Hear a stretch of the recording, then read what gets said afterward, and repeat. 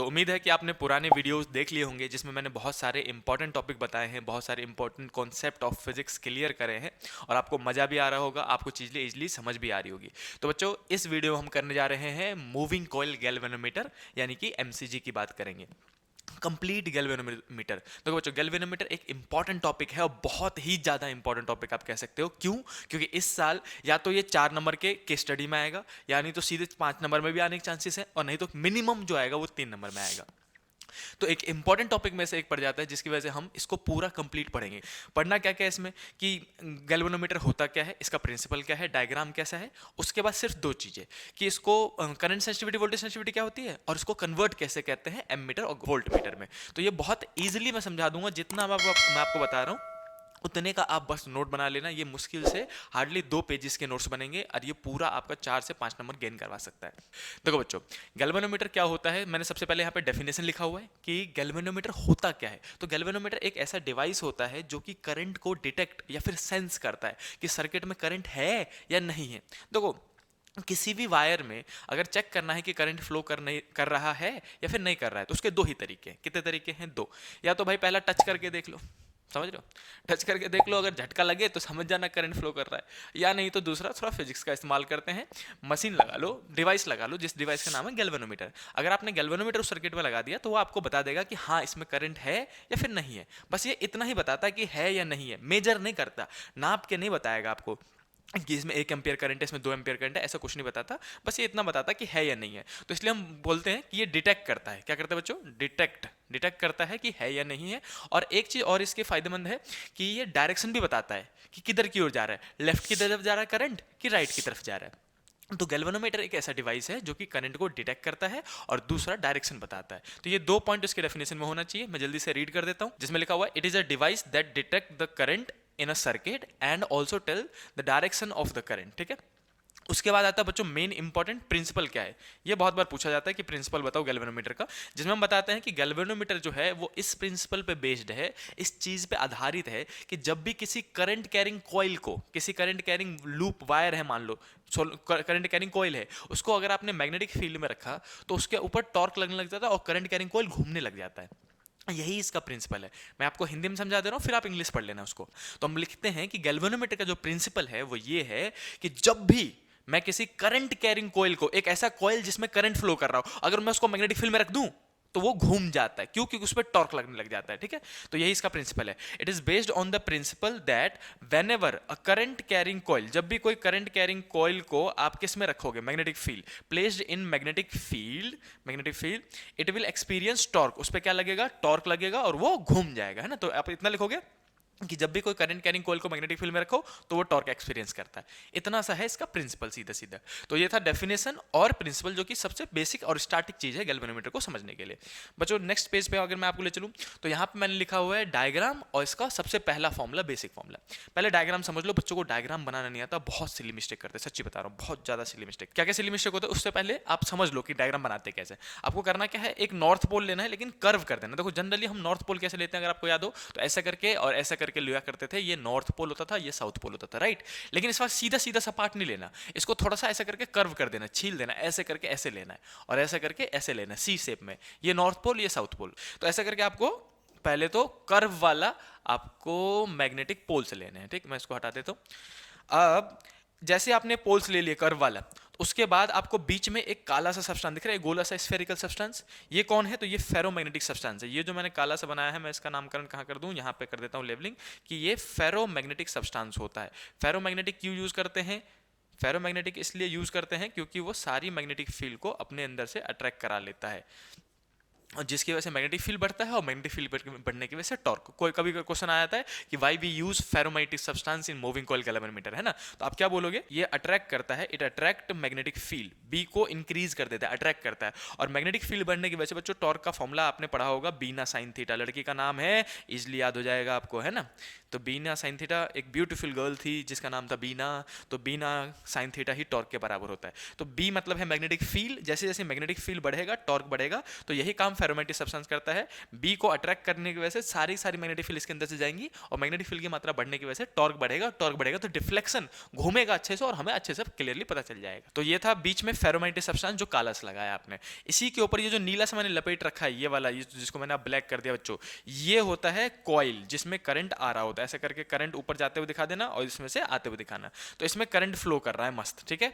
और इसके ऊपर जो फेरोमैग्नेटिक सब्सटेंस था आपका, ये वाला पूरा स्फेरिकल वाला फेरोमैग्नेटिक सब्सटेंस, इसके ऊपर हम लगा देते हैं एक पॉइंटर जिसको हम हिंदी में कांटा कहते हैं, जैसे, और ऊपर में स्केल लगा होता है। जैसे ये पूरा कॉइल घूमेगा तो ये कांटा भी घूमेगा और हमें डिफ्लेक्शन पता चल जाएगा। अगर करंट इधर की तरफ फ्लो कर रहा है तो डिफ्लेक्शन इधर की तरफ होगा, और करंट इधर की तरफ फ्लो कर रहा है तो डिफ्लेक्शन इधर की तरफ। तो ये मैं बस आपको डायग्राम बता रहा हूँ, ये बनाने को आता है सीधे सीधे बनाने को आता है कि एक नॉर्थ पोल ले लो, एक साउथ पोल ले लो, बीच में एक गोला बनाओ, उसमें एक वायर लपेट दो, उसमें करंट दिखा दो, और फिर ये जो ऐसे करके एरो है, तो नॉर्थ पोल में से मैग्नेटिक फील्ड निकलती हुई दिखा दो और साउथ पोल में जाती हुई दिखा दो। बच्चे सच बता रहा हूँ, कई बार ऐसा करते हैं कि इधर से भी मैग्नेटिक फील्ड निकाल देते हैं, इधर से भी मैग्नेटिक फील्ड निकाल देते हैं, मतलब साउथ पोल से भी मैग्नेटिक फील्ड निकाल देते हैं, वो उल्टा एरो बना देते हैं, वो पूरा गोला ऐसे करके मस्त बना देते हैं। भाई ऐसा सिली मिस्टेक मत करना, आप एक दो बार प्रैक्टिस कर लेना। देखो सबको ये लगता है कि मैं ये गलती नहीं करूंगा, लेकिन अब पेपर में भाई साहब सब गलती करके आ जाते हैं ऑलमोस्ट।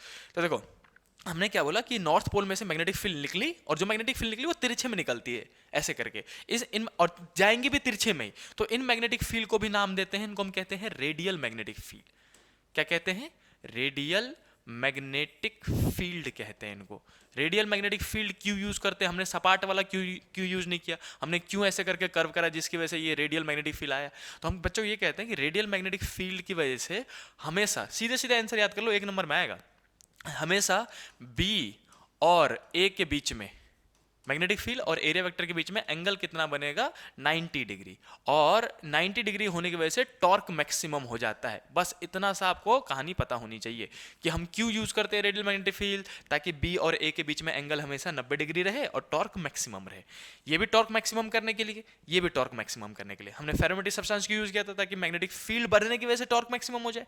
इसको क्यों यूज किया था? कि एंगल 90 डिग्री होगा तो टॉर्क का फॉर्मूला साइन थीटा में आता है। किस में आता है? Sine theta. साइन 90 कितना होता है? 1 मैक्सिमम है। मैक्सिमम थीटा जब पुट करोगे तो साइन थीटा की वैल्यू, साइन 90 की वैल्यू मैक्सिमम आएगी, जिसकी वजह से टॉर्क मैक्सिमम हो जाएगा।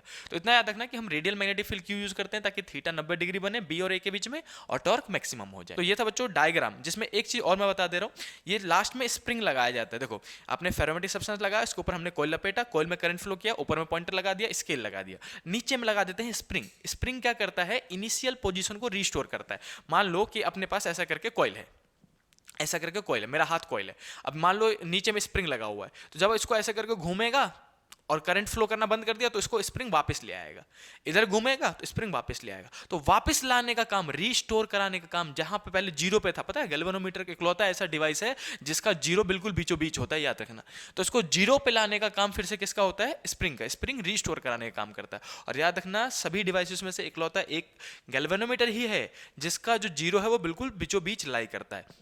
बाकी सबका कहाँ लेप करता है? लेफ्ट में, पता है ना, यहाँ से 0 1 2 3 ऐसे करके स्टार्ट होता है। गैल्वेनोमीटर का बिल्कुल काटा जीरो बिल्कुल बीचों बीच होता है। तो बच्चों ये था डायग्राम ऑफ गैल्वेनोमीटर। ये इंपॉर्टेंट है, मैं फिर बता रहा हूँ, एक दो बार ड्रॉ करके देख लेना बच्चों। और उसके बाद हम मूव करते हैं बच्चों डिफ्लेक्शन पे। डिफ्लेक्शन क्या होता है मैं आपको बताता हूँ। डिफ्लेक्शन को डिनोट करते हैं बच्चों फाई से, और यहीं से मैं कहूँ तो फॉर्मूला स्टार्ट हो जाता है। फॉर्मूला स्टार्ट हो जाता है, फॉर्मूला आपको देखना पड़ेगा, फॉर्मूला देखते रहना भाई साहब, यहीं से फॉर्मूला स्टार्ट होगा। जितने भी न्यूमेरिकल आने हैं इन्हीं के बाद आना स्टार्ट हो जाएंगे। अब मैंने क्या लिखा है? डिफ्लेक्शन। डिफ्लेक्शन होता क्या मैं आपको पहले समझा देता हूँ। मान लो अपना पास ये कॉइल है जिसमें करंट फ्लो कर रहा है ऐसे करके, ठीक है, करंट अंदर गया ऐसे करके बाहर निकला। अब जो पॉइंटर है वो बिल्कुल पहले सीधा पे था, सीधे सीधे, लेकिन जैसे ही इसमें करंट फ्लो कराओगे तो सिंपल सी बात है ये रोटेट कर जाएगा। रोटेट करके मान लो ये कॉइल ऐसे करके घूम गया, सुन रहे ना, कॉइल ऐसे करके घूम गया, घूमने की वजह से जो कांटा है वो इधर चला जाएगा। तो अब ये जो पहले जीरो और यहाँ के बीच में जो भी नंबर होगा ऐसे करके नंबर होगी ना, काउंटिंग होगी ऐसे करके, ये जो एंगल कवर किया इसने, इस एंगल को कहते हैं फाई। फाई मतलब होता है डिफ्लेक्शन, कि कितना एंगल घूम गया वो, 30 डिग्री घुमा, 60 डिग्री घुमा, कितना घुमा। तो पहले कांटा कहाँ होता है? जीरो यहाँ पे, तो वो कितना एंगल यहाँ के कंपैरिजन में पहले यहाँ से सीधे सीधे था, तो यहाँ के कंपैरिजन में कितना एंगल घूम गया। तो ये जो एंगल आता है इसी को क्या कहते हैं? डिफ्लेक्शन। और कोई पूछे यूनिट क्या होती है तो रेडियन। एंगल की ऐसा यूनिट रेडियन। तो ये जो डिफ्लेक्शन है इसका फॉर्मूला क्या था? तो बच्चों एक फॉर्मूला मैं आपको वैसे बता देता हूँ। डिफ्लेक्शन जो आप लिखोगे, डिफ्लेक्शन का फॉर्मूला, फाई का फॉर्मूला कि कितना एंगल गया, वो निकालोगे सुंदर सी बालिका बीना अपॉन में के मतलब क्या है? Spring constant. के मतलब मैं बता रहा हूं बच्चों, के मतलब है स्प्रिंग कांस्टेंट। क्वेश्चन में स्प्रिंग कांस्टेंट आपने क्लास 11th में भी स्प्रिंग कांस्टेंट बहुत बार सुना होगा, है ना? तो स्प्रिंग कांस्टेंट गिवन होता है। बी मतलब है मैग्नेटिक फील्ड, आई मतलब है करंट कितना फ्लो कर रहा है, एन मतलब है नंबर ऑफ टर्न, और ए मतलब है एरिया। ये सब कुछ गिवन होता है। हाँ, कई बार यूनिट कन्वर्जन करना पड़ जाता है। जैसे एरिया दे दिया सेंटीमीटर में, सेंटीमीटर स्क्वायर में, तो आपको मीटर स्क्वायर में कन्वर्ट करना आना चाहिए, है ना? नंबर ऑफ टर्न तो सीधे सीधे दे देंगे, करंट भी दे देंगे, कई बार मिली एम्पियर में देते हैं, कई बार माइक्रो एम्पियर में, नहीं तो सीधे सीधे एम्पियर में। और मैग्नेटिक फील्ड को कई बार गॉस से टेस्ला में जाना पड़ता है। मैं कुछ बेसिक चीजें लिख देता हूँ यहाँ पे, देखो। जैसे बी के केस में, वो बी के केस में मैग्नेटिक फील्ड के केस में लिख देंगे 0.4 गॉस। तो गॉस को बच्चों कन्वर्ट करने के लिए जो भी नंबर हो उसको 10 की पावर -4 से मल्टीप्लाई कर देना, वो टेस्ला में आ जाता है। और टेस्ला में ही सॉल्व करना है, गॉस में सॉल्व मत कर देना। फिर एरिया कई बार फंसता है। एरिया मान लो, एरिया दे रखा है आपको, एग्जांपल के लिए ले लेता हूं मैं 2 सेंटीमीटर स्क्वायर। सेंटीमीटर स्क्वायर में दे रखा है, अब सेंटीमीटर ऐसा यूनिट थोड़ा ना है, मीटर होता है ऐसा यूनिट। तो हम बोलेंगे जो भी नंबर दे रखा हो उसको 10 की पावर -4 से मीटर मल्टीप्लाई कर दो, तो वो मीटर स्क्वायर में आ जाता है। तो ये कुछ बेसिक ट्रिक थे जो कि आपको कन्वर्ट करने में हेल्प करेंगे, ताकि आप न्यूमेरिकल इजीली कर सको। तो बस फॉर्मूला क्या रखना है? डिफ्लेक्शन का फॉर्मूला बीना अपॉन में के, ठीक है? और बीना ही टॉर्क होता है ना, मैक्सिमम टॉर्क को ही देखो। अब मैंने आपको यहां बताया था कि टॉर्क का फॉर्मूला क्या होता है। जैसे मैं इसको मिटा दूं, एक मिनट, इसको भी हटा दो बच्चों। तो ये जैसे मैंने यहाँ पे टॉर्क का फॉर्मूला लिखा था, देखो टॉर्क का फॉर्मूला क्या लिखा था? बीना साइन थीटा, यही टॉर्क का फॉर्मूला होता है ना। तो जो साइन थीटा जब मैक्सिमम हो जाएगा, एंगल कितना बनेगा? 90, तो साइन 91। तो कई बार हम सिर्फ टॉर्क इक्वल टू में बीना लिखते हैं, सिर्फ बीना ही मैक्सिमम टॉर्क है। तो जो बीना था उसको हम टॉर्क भी लिख सकते हैं, अपॉन में के भी लिख सकते हैं। तो ये मैंने एक्स्ट्रा फॉर्मूला बता दिया, कभी आए तो देख लेना, वरना जनरली फॉर्मूला इस पे ही आता है, बीना अपॉन में के इक्वल टू में डिफ्लेक्शन, जहां पे मैंने आपको सारे टर्म बता दिए। ये पहला फॉर्मूला था। अब जैसे बच्चों आप सबसे पहले आपने क्या समझा? चलो जल्दी से रिकैप करते हैं। पहले हमने डेफिनेशन समझा कि गैल्वेनोमीटर एक ऐसा डिवाइस होता है जो कि करंट को डिटेक्ट करता है और डायरेक्शन बताता है। दूसरा इसका प्रिंसिपल क्या था कि जब भी कोई करंट कैरिंग कॉइल, जब भी कोई ऐसा कॉइल जिसमें करंट है उसको मैग्नेटिक फील्ड में रखोगे तो वो घूम जाएगा ड्यू टू टॉर्क। इतना हो गया। फिर तीसरा क्या आता है कि इसका डायग्राम बहुत important, very important. North pole, south pole, radial magnetic field, बीच में फेरोमैग्नेटिक सब्सटेंस, फिर कॉइल, फिर उसमें करंट और डिफ्लेक्शन। समझे? हमने फेरोमैग्नेटिक सब्सटेंस क्यों यूज किया? ताकि मैग्नेटिक फील्ड बढ़ जाए, और मैग्नेटिक फील्ड बढ़ने की वजह से टॉर्क बढ़ जाएगा। हमने रेडियल मैग्नेटिक फील्ड क्यों यूज किया? ताकि एंगल बी और ए के बीच में हमेशा 90 डिग्री बने और टॉर्क मैक्सिमम हो जाए। उसके बाद हम मूव करते हैं अगला फॉर्मूले पे। फॉर्मूला सबसे पहले किसका आता है? डिफ्लेक्शन। डिफ्लेक्शन मतलब कि वो कितना एंगल घूम गया, समझ गए ना? ऐसे करके कितना एंगल घूमा यहाँ वाला। तो डिफ्लेक्शन का फॉर्मूला सुंदर सी बालिका बीना अपॉन में के, याद रहेगा? बीना कुमारी ऐसे करके याद रख लेना भाई साहब, बीना के। तो चलो बच्चों अब मूव करते हैं नेक्स्ट स्लाइड पे। नेक्स्ट स्लाइड है अपने पास बहुत इंपॉर्टेंट चौथा पॉइंट। डेफिनेशन हो गया, प्रिंसिपल हो गया, डायग्राम हो गया, पहला फार्मूला हो गया, है ना?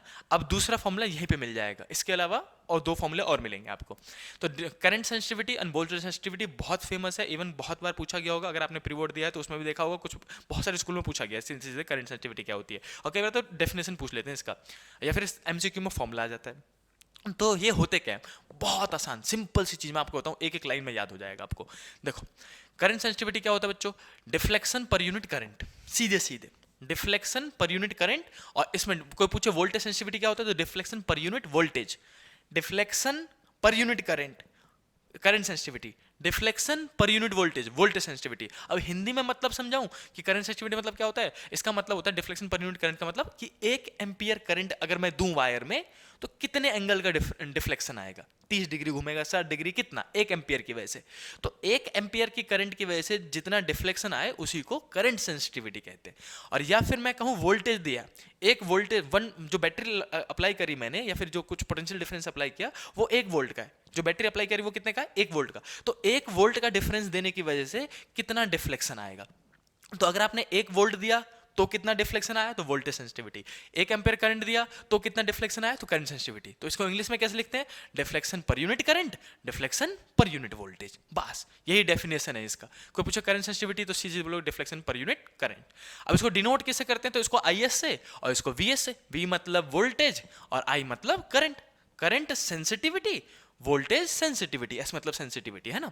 और उसके बाद फॉर्मूला, फॉर्मूला तो और आसान, देखो मैंने अभी बताया था जैसे कि डिफ्लेक्शन पर यूनिट करंट लिखा हुआ है, यानी कि डिफ्लेक्शन को करंट से डिवाइड करना है। डिफ्लेक्शन यानी कि फाई अपॉन में आई कर दो तो ये हो जाता है करंट सेंसिटिविटी आई एस।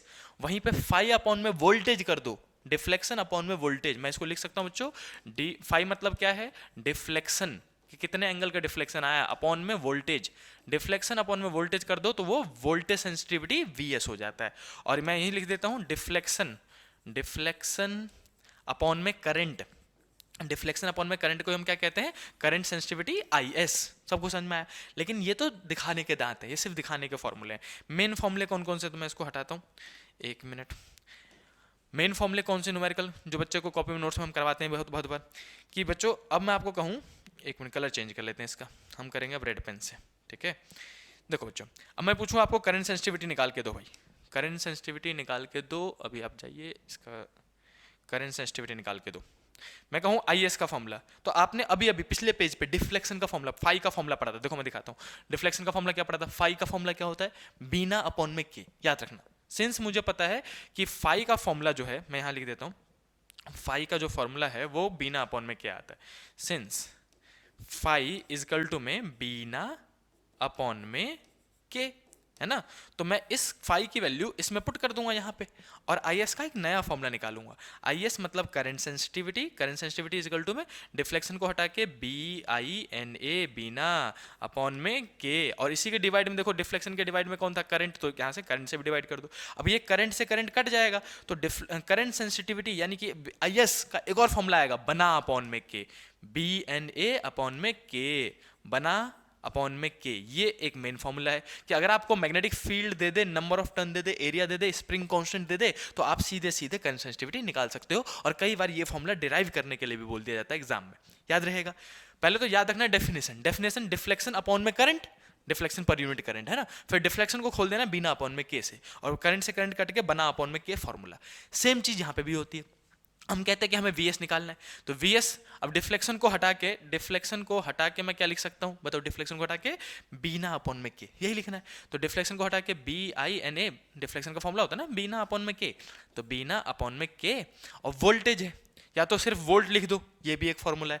लेकिन बचपन से अपन जानते हैं ओम साहब को, ओम साहब ने कहा था V equal to I R होता है, क्या कहा था, V को हटा के आप क्या लिख सकते हो, I और R, तो इसी में आगे कर दो, B I N A, ऊपर वाला सेम का सेम लिख दिया, K का K लिखा, वोल्टेज को हटा के, वोल्टेज V, ये जो V है इसको हटा के मैं क्या लिख सकता हूँ, वोल्टेज किसके बराबर है, IR के, तो I और R, फिर से I से I कट जाएगा, तो वोल्टेज सेंसिटिविटी का एक और नया फॉर्मूला आ जाएगा, VS इजकल टू में बना अपॉन में R के, बना बी एन ए तो रहेगा, ये ऐसा ही कट गया, और नीचे में आर को पहले लिखो, के को लिखो पहले, कोई फर्क नहीं पड़ता, तो आर के बना अपॉन में आर के, ऐसे करके आप फॉर्मूला ये भी डिराइव कर सकते हो।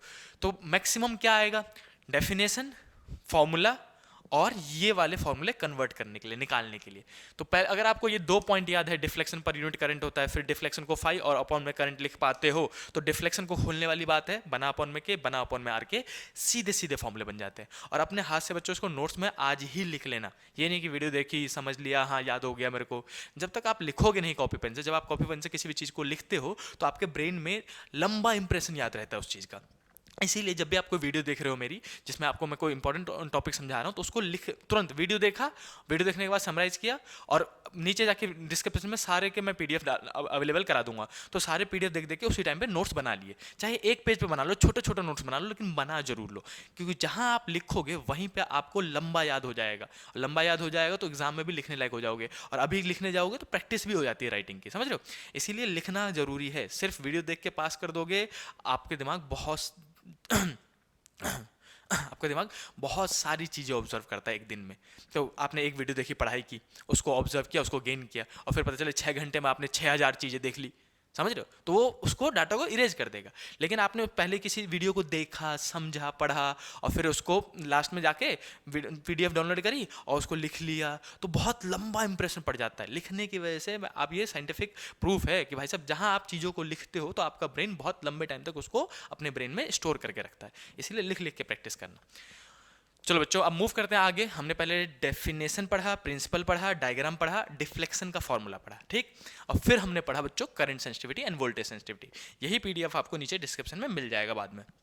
अब मूव करते हैं बच्चों पांचवा और छठा पॉइंट, दो ही पॉइंट और बचे हुए हैं, पूरे गैल्वेनोमीटर यहीं कंप्लीट हो जाएगा आपका।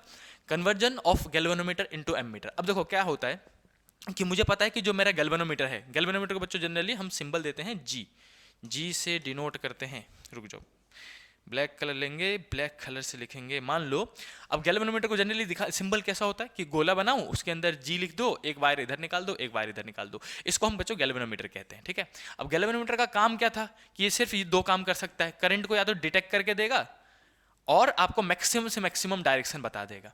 तो इसका काम ही दो है, डिटेक्ट करो और डायरेक्शन पता करो। लेकिन मैं चाहता हूं कि ये काम करे, क्या ये नाप नहीं सकता करंट को?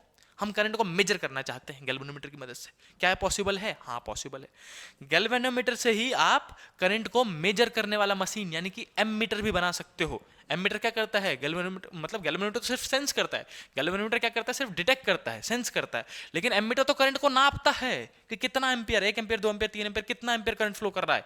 तो मैं चाहूं कि गैल्वेनोमीटर को ही एमीटर बना दो। तो वो कैसे बनाते हैं? बहुत आसान है। एक काम करो, गैल्वेनोमीटर जो आपका है उसी में सीरीज पैरेलल में, सॉरी मैं इसको लाइन को थोड़ा नीचे कर देता हूँ, इस लाइन को हटाई देते हैं। हमने क्या बोला बच्चों कि अगर आप चाहते हो कि गैल्वेनोमीटर एमीटर में कन्वर्ट हो जाए तो गैल्वेनोमीटर के जस्ट पैरेलल में एक छोटा सा रेजिस्टेंस जोड़ दो, बस। अब जो ये नया वाला डिवाइस बना, मैं यहाँ से दिखा दे रहा हूँ, अब जो ये नया वाला डिवाइस बना, ये वाला जिसमें एक गैल्वेनोमीटर है और एक रेजिस्टेंस दोनों है, ये पूरा एमीटर बन जाता है। क्या बन जाता है? एमीटर। अब ये करंट नापने लायक बन जाता है। बस इतना सा काम है और लिखना भी यही है कि गैल्वेनोमीटर को कैसे एमीटर में कन्वर्ट करेंगे। पैरेलल में एक छोटा सा रेजिस्टेंस जोड़ दो, छोटा सा रेजिस्टेंस पैरेलल में, याद रखना इसको लिखते हैं आरएस।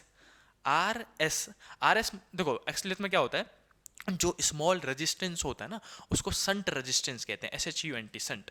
मैं लिख देता हूं संट रेजिस्टेंस। संट रेजिस्टेंस मतलब होता है स्मॉल रेजिस्टेंस, और किस में जोड़ते हैं? पैरेलल में, तो उसको संटिंग भी कहते हैं। संटिंग मतलब छोटा सा रेजिस्टेंस पैरेलल में जोड़ दिया, ये वर्ड याद रखना संट वाला, ठीक है।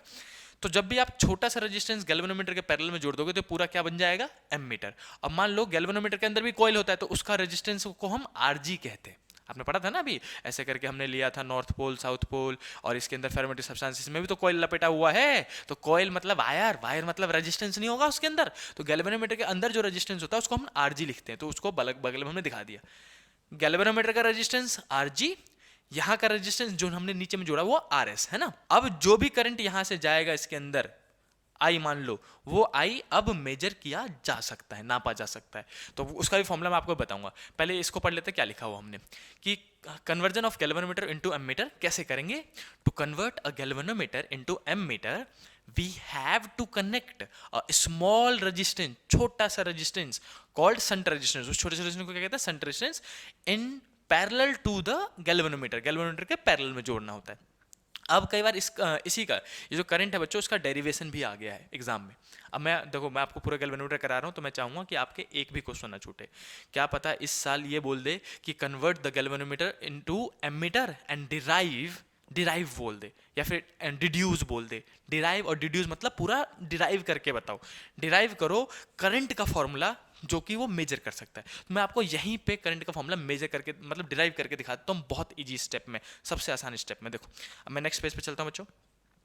हमने क्या बोला कि हमें पता है कि गैल्वेनोमीटर को, ये गैल्वेनोमीटर था हमारा, हम चाहते हैं कि ये एमीटर बन जाए। तो हमने इसके पैरेलल में लगा देना है छोटा सा रेजिस्टेंस जिसको हमने कह दिया था RS, संट रेजिस्टेंस।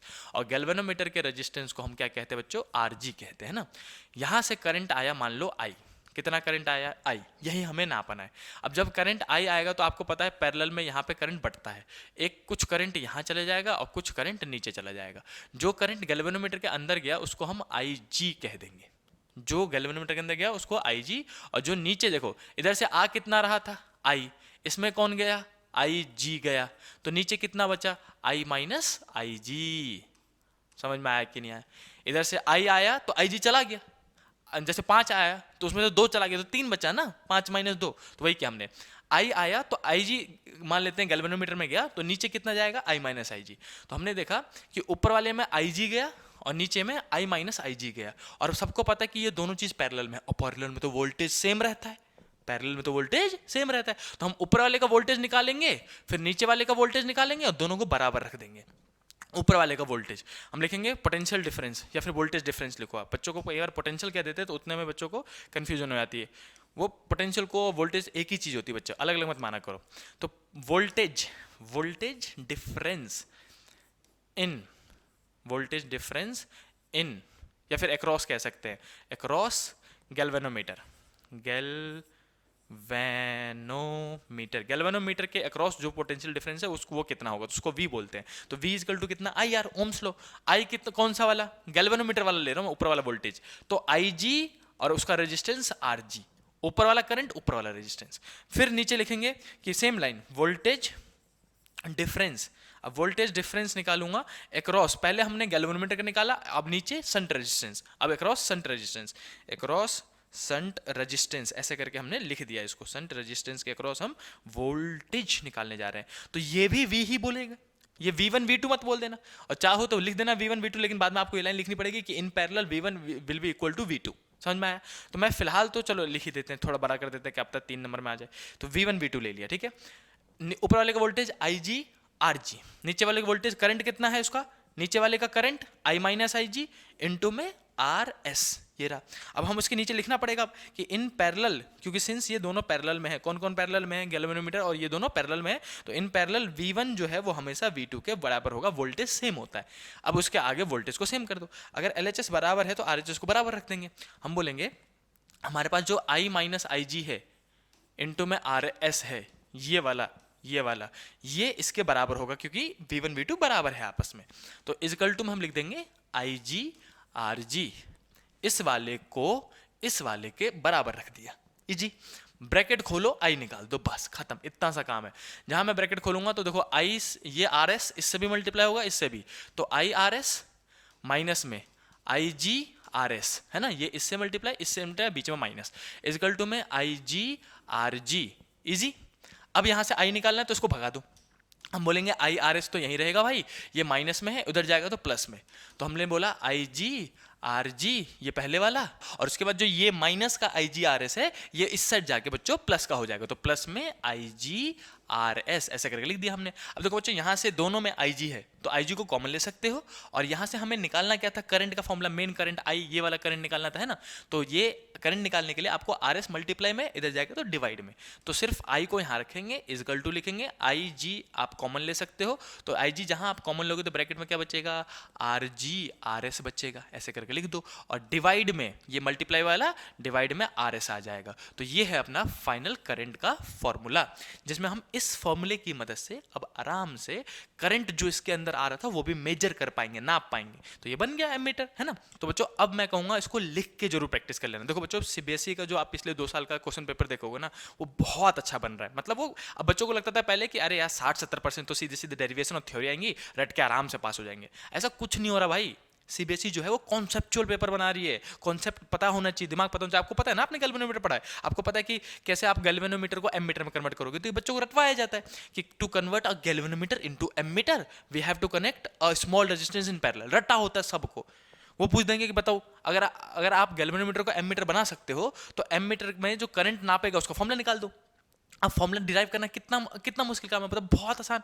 हमने क्या किया, एक गैल्वेनोमीटर लिया, उसका रेजिस्टेंस RG, नीचे में RS, करंट लेके आए I को 2 पार्ट में बांट दिया, एक जगह IG गया तो I माइनस IG गया, ऊपर का voltage V equal to IR, current into में वोल्टेज, सॉरी करंट इंटू में रेजिस्टेंस, करंट इंटू में रेजिस्टेंस, और दोनों को कर दिया बराबर करके I की वैल्यू निकाल दी।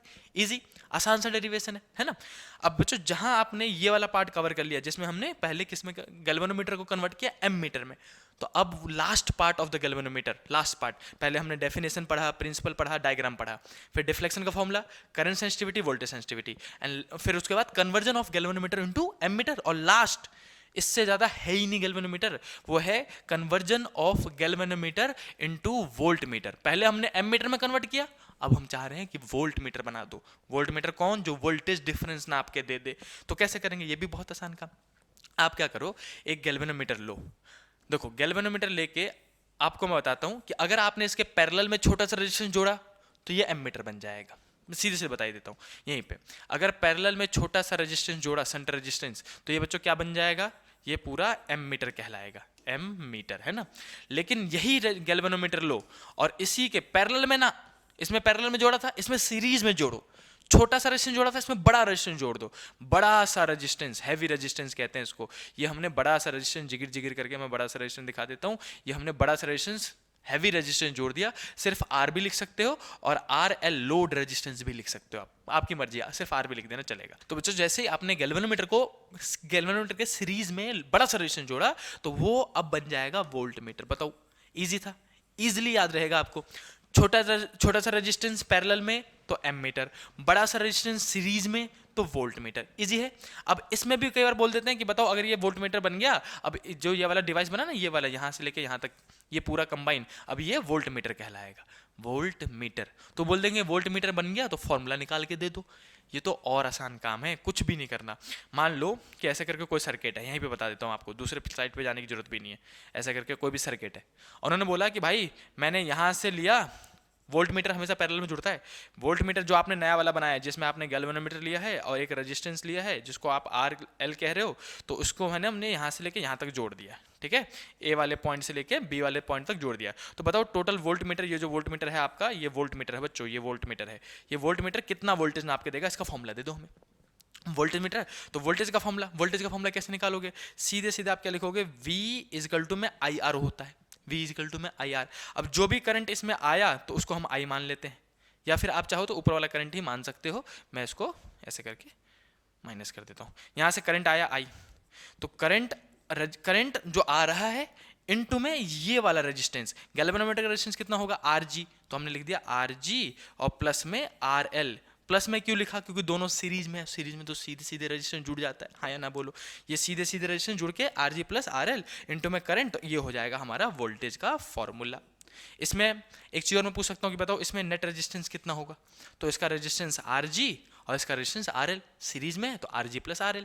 मैं ऊपर वाले में पूछ सकता हूँ कि ऊपर वाले में बताओ नेट रेजिस्टेंस कितना होगा, तो ये पैरेलल में है। तो अगर एम मीटर के केस में आपको आर नेट पूछा जाए तो पैरेलल में कैसे जुड़ते हैं, 1 अपॉन करके, या फिर बटरफ्लाई मेथड लगा दो। बटरफ्लाई मेथड क्या कहता है कि दोनों को मल्टीप्लाई करो, अपॉन में दोनों को जोड़ दो, Rg प्लस RS अपॉन में Rg प्लस RS।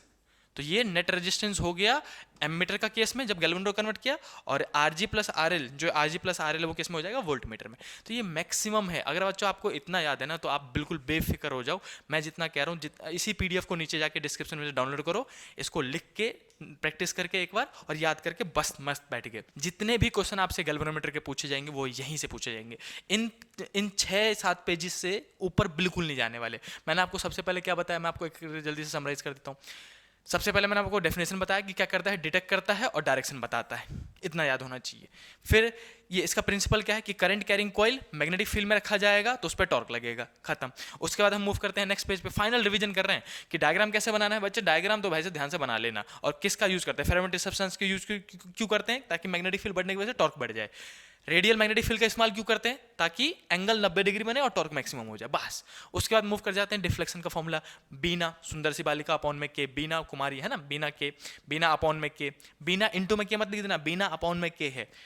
उसके बाद आगे मूव करते हैं, करंट सेंसिटिविटी क्या होता है, तो deflection per unit current, deflection को बीना अपॉन में के खोला और आंसर निकालते हैं बना अपॉन में के, फाई अपॉन में आई या फिर बना अपॉन में के, दोनों किसका है, करंट सेंसिटिविटी का। वोल्टेज सेंसिटिविटी फाई अपॉन में वी या फिर फाई अपॉन बीना अपॉन में आर के, इसमें बीना अपॉन में के, इसमें बीना अपॉन में आर के। कैसे निकालते हैं आपको मैंने अभी बताया था, है ना, इतना सा पता होना चाहिए। फिर लास्ट टॉपिक है कन्वर्जन। कन्वर्जन किस किस में करते हैं, या तो गैल्वेनोमीटर को आप एम मीटर में कन्वर्ट करोगे या फिर वोल्ट मीटर में। एम मीटर में कैसे करोगे, छोटा सा रेजिस्टेंस पैरेलल में जोड़ दो। करंट का डेरिवेशन कैसे करोगे, ये रहा, ऊपर का वोल्टेज निकालो, नीचे का वोल्टेज निकालो, दोनों को बराबर रख के करंट का फॉर्मूला निकाल के दे दो, है ना।